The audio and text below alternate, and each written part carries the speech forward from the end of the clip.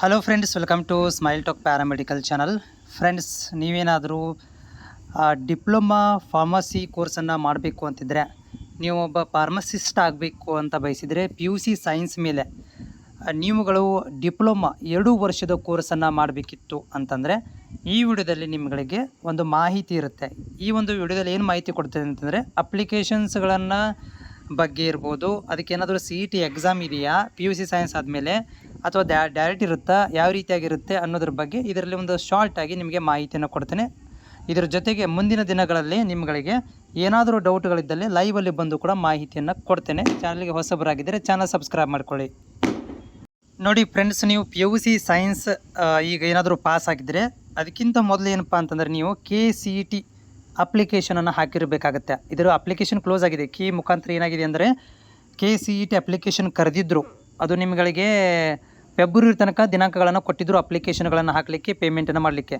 ನೀವು first of all KE ಮೂಲಕ ನೀವು ಅಪ್ಲಿಕೇಶನ್ಗಳನ್ನು ಸಲ್ಲಿಸಿರಬೇಕು. ಆಲ್ರೆಡಿ ನೀವು ಎಕ್ಸಾಮ್ ಬರೋಕ್ಕಿಂತ ಮೊದಲೇ ಅಪ್ಲಿಕೇಶನ್ ಇದ್ದು, ಇದ್ರ ಬಗ್ಗೆ ನಾನು ಆವಾಗ ಕೂಡ ಹೇಳಿದ್ದೆ ನಿಮಗೆ. ಅಪ್ಲಿಕೇಶನ್ಗಳನ್ನು ಹಾಕಿರಬೇಕು. ನೋಡಿ, ನಾನು ಹೇಳ್ತಾ ಇರೋದು ಯಾರಿಗೆ ಅಂತಂದರೆ, ಗೋರ್ಮೆಂಟ್ ಸೀಟ್ ಪಡ್ಕೊಳ್ಳೋರಿಗೆ. ಗೋರ್ಮೆಂಟ್ ಸೀಟ್ ಬೇಕ್ರಿ ಸರ್, ನಮ್ಗೆ ಗೋರ್ಮೆಂಟ್ ಕಾಲೇಜ್ ಬೇಕು, ಗೋರ್ಮೆಂಟ್ ಫೀಸಲ್ಲಿ ನಮಗೆ ಅಡ್ಮಿಷನ್ ಬೇಕಿತ್ತು ಅಂತಂದರೆ ನೀವು KE ಮೂಲಕ ಹೋಗಬೇಕಾಗತ್ತೆ. KE ಮೂಲಕ ನೀವು KCET ಅಪ್ಲಿಕೇಶನ್ಗಳನ್ನು ಹಾಕಿರಬೇಕು. ಓಕೆನಾ? ಒಂದು ಹೌದಾ, ಅಪ್ಲಿಕೇಶನ್ ಹಾಕಿ ಪೇಮೆಂಟನ್ನು ಮಾಡಿರಬೇಕು.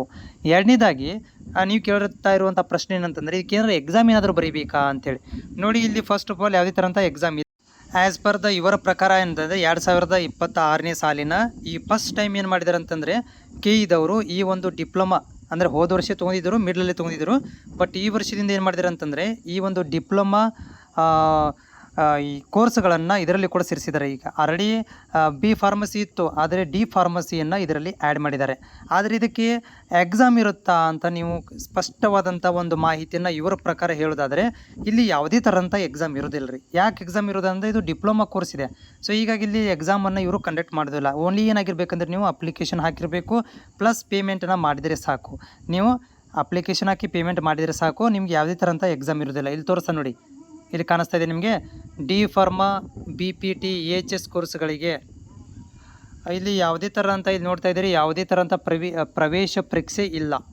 ಸ್ಪೆಷಲಿ D ಫಾರ್ಮಾಗೆ ಪ್ರವೇಶ ಪರೀಕ್ಷೆ ಇಲ್ಲ. ಓನ್ಲಿ ಯಾವ ಬೇಸಿಸ್ ಮೇಲೆ ಕೊಡ್ತಾರೆ ಇವರು? ಆನ್ಲೈನ್ ಅಪ್ಲಿಕೇಶನ್ ಹಾಕಿರಬೇಕು, ಪೇಮೆಂಟ್ ಮಾಡಿರಬೇಕು. ನಿಮ್ಮ ಪರ್ಸೆಂಟೇಜ್ ಬೇಸಿಸ್ ಮೇಲೆ ಇಲ್ಲಿ ಡಿಪ್ಲೊಮಾ ಫಾರ್ಮಸಿಗೆ ಸೀಟ್ ಹಂಚಿಕೆಯನ್ನು ಮಾಡ್ತಾರೆ. ಪರ್ಸೆಂಟೇಜ್ ಬೇಸಿಸ್ ಮೇಲೆ ನಿಮ್ಗೆ ಏನು ಮಾಡ್ತಾರೆ ಅಂತಂದರೆ, ಓನ್ಲಿ ಫಿಸಿಕ್ಸ್, ಕೆಮಿಸ್ಟ್ರಿ, ಬಯಾಲಜಿ ಅಥವಾ ಫಿಸಿಕ್ಸ್, ಕೆಮಿಸ್ಟ್ರಿ, ಮ್ಯಾಥಮೆಟಿಕ್ಸಲ್ಲಿ ತೆಗೆದುಕೊಂಡಿರುವಂಥ ಅಂಕಗಳನ್ನು ಬೇಸಿಸ್ ಮೇಲೆ ನಿಮಗೆ ರ್ಯಾಂಕ್ಗಳನ್ನು ಕೊಡ್ತಾರೆ.